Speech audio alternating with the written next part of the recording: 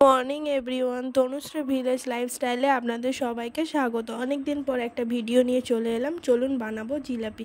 চলুন কি কি লাগে দেখে নিই। প্রথম 150 গ্রাম ময়দা নিয়ে নিয়েছি। এবার অ্যাড করে দেবো একটা গোটা ইনো, যে কোনো আপনি ফ্লেভারে নিতে পারেন।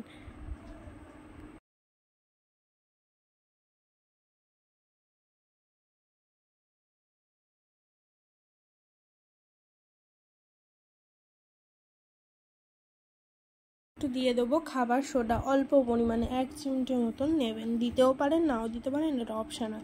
তারপরে আমি একটু চালের গুঁড়ো অ্যাড করে দিচ্ছি। যদি 150 গ্রাম বা 200 গ্রাম হচ্ছে আপনারা যদি ময়দা নেন, তাহলে 25 গ্রাম থেকে 50 গ্রাম মতন চালের গুঁড়ো নেবেন। দিয়ে জল দিয়ে ভালোভাবে মাখবেন, তো কোনো নুন অ্যাড করবেন না। দিয়ে ভালোভাবে ব্যাটারটা গোলাবেন যাতে হচ্ছে কোনো লাম্পস না থাকে।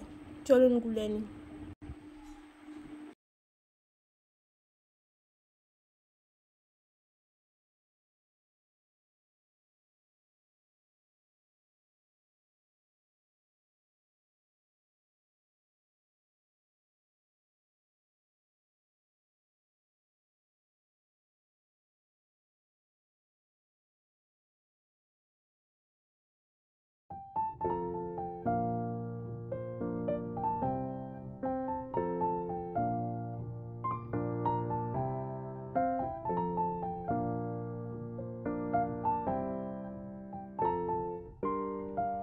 ব্যাটারটা এরকম হবে, না পাতলা না হচ্ছে গাঢ়, এরকম ব্যাটারটা হবে।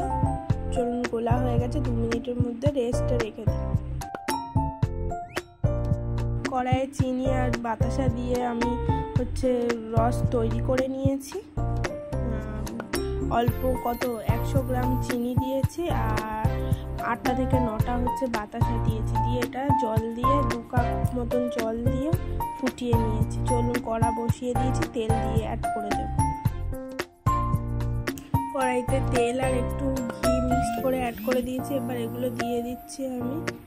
আমি একটা দুধের প্যাকেটে নিয়ে হচ্ছে ব্যাটারটা নিয়েছি। আপনারা যে কোনো প্যাকেট বা হচ্ছে কোনো যদি আপনাদের বোতল থাকে, বাড়িতে পড়ে থাকা বোতল, সেই বোতলে ঢাকনা ফুটো করেও আপনারা করতে পারেন। আমি একটু মোটা মোটা জিলিপি করছি, আপনারা একটু পাতলাও করতে পারেন। ফ্লেম লো রাখবো এই সময় ভাজার সময়। এবার একটু উল্টে পাল্টে দেব যাতে না পুড়ে যায়।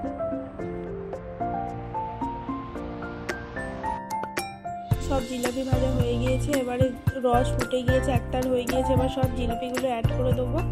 দিয়ে এবার রসে এক এক করে দিয়ে সবগুলো রসে দিয়ে তারপরে তুলে আপনাদের দেখাচ্ছি। ওই 1 সেকেন্ডের মতো রাখলেই রস ঢুকে যাবে।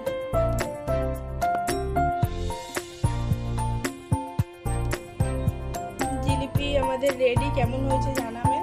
চলুন প্লেটিং করে নিই।